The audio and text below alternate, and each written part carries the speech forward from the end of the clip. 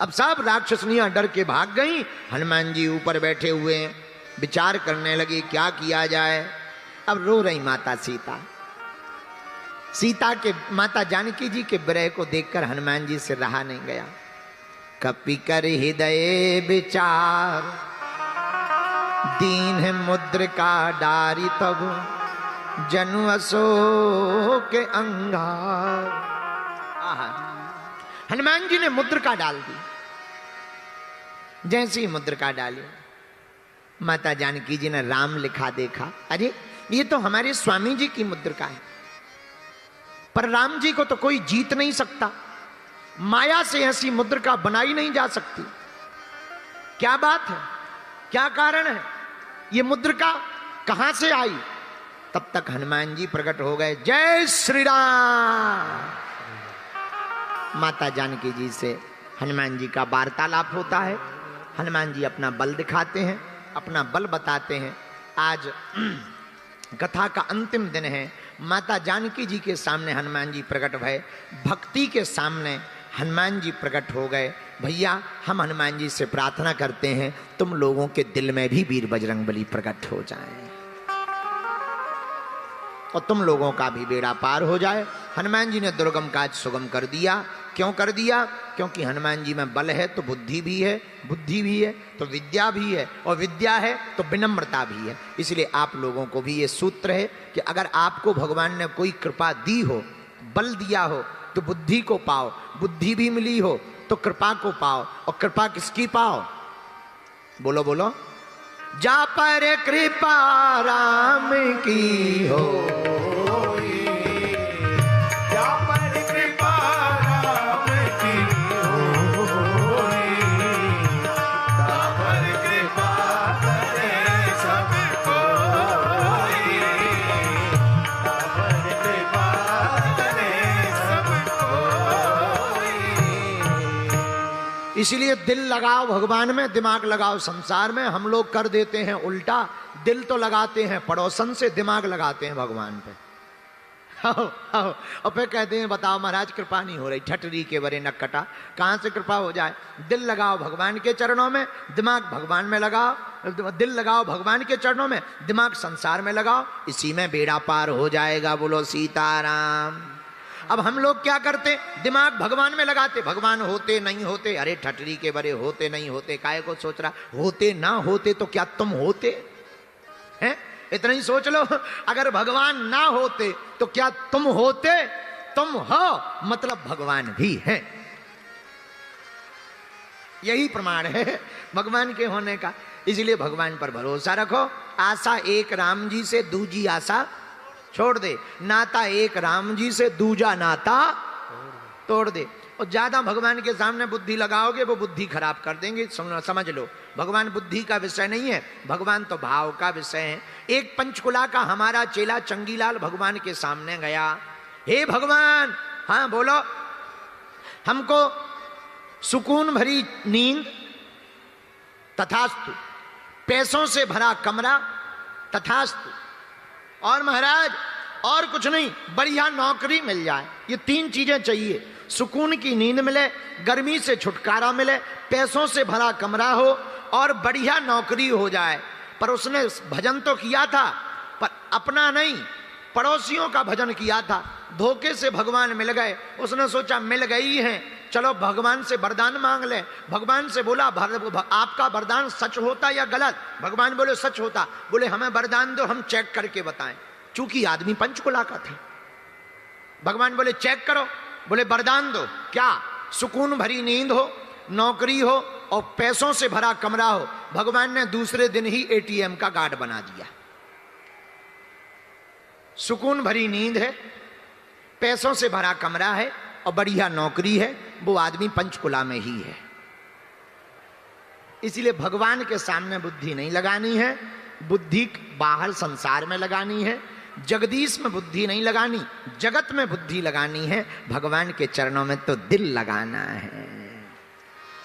बोलो सीताराम। जोर से बोलो, और जोर से बोलो। ऐसे बागेश्वर हनुमान जी की कृपा समस्त पंचकुला वालों पर पड़ी रहे, बनी रहे। और अब हम क्या बताइए, कल तो एक ही दो बंदर थे, आज तो बंदरों की गिनती नहीं है। देखो तुम टेंट पे, हमने बहुत कथा सुनाई पर टेंट पे टंगी कथा पहली बार सुनाई है। अब बहुत सी कथाएं सुनाई, ऑडिटोरियम में सुनाई, छत पे सुनाई, खुले में सुनाई, टेंट में सुनाई। पहली बार हमने ऐसी कथा पंचकुला में सुनाई कि श्रोता टेंट पे टंग के सुन रहे हैं। अच्छा, जवान तो जवान, बूढ़े भी चढ़े हैं। तुम्हें शर्म ना आई अपने मन से? पेट में आंत नहीं, मुंह में दांत नहीं, बताओ तुम उसके ऊपर। जय हो पंचकुला के बंदर। अच्छा, ऊपर से वो दांत निकाल रहे हैं, ऐसे हाथ जोड़ रहे हैं जैसे चुनाव लड़ना हो गए। ठटरी के बरे नक कटा, नीचे उतर जा। अरे उतर नीचे। ले, जुआ तक नहीं रेंग रहा है, ऐसे बैठे जैसे रजिस्ट्री करवा ली हो। अब हम समझ गए पंचकुला आ गए हैं। भैया पंचकुला बहुत अच्छा है, हम हर 2-1 साल में आते रहेंगे।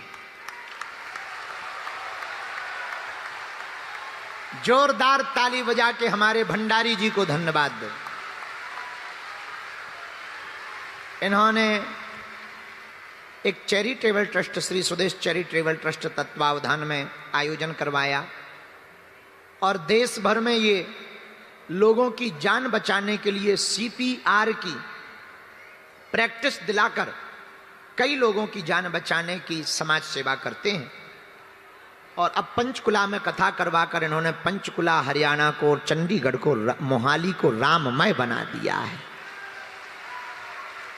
इनकी पूरी टीम है। हमको आके बहुत खुशी हुई। हम दोबारा जल्दी पंचकुला आएंगे और तुम लोगों के प्राण खाएंगे।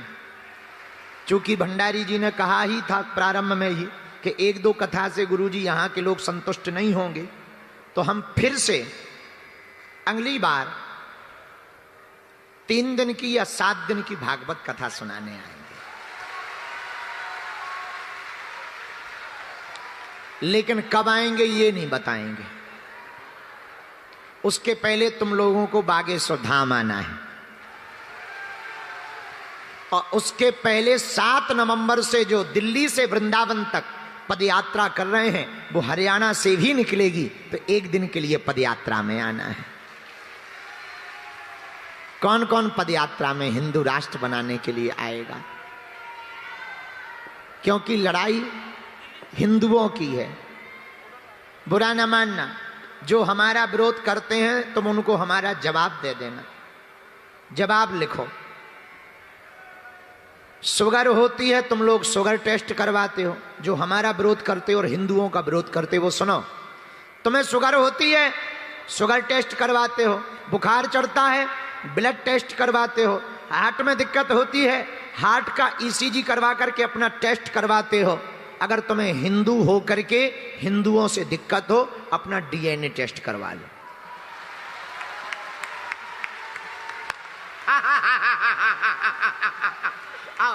हिंदू होकर अगर तुम्हें हमसे दिक्कत है, हिंदू होकर तुम्हें हिंदुओं से दिक्कत है, अपना DNA चेक करवा लो।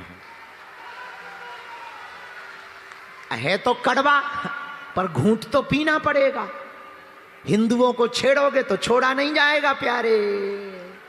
इसलिए हिंदुओं को बचाने के लिए, और 150 करोड़ पूरी दुनिया में हिंदू रहते हैं, उनके लिए एक जगह हिंदू राष्ट्र बनाने के लिए हम फिर से पदयात्रा कर रहे हैं। 7 नवंबर से है। कब से है? दिल्ली में कात्यायनी माता मंदिर से उठेगी और वृंदावन में बांके बिहारी के चरणों में विराम होगी। और एक बात और, उसको अन्यथा मत लेना, पर जो जिसका भाव होवे, हमें अपनी बात कहनी चाहिए।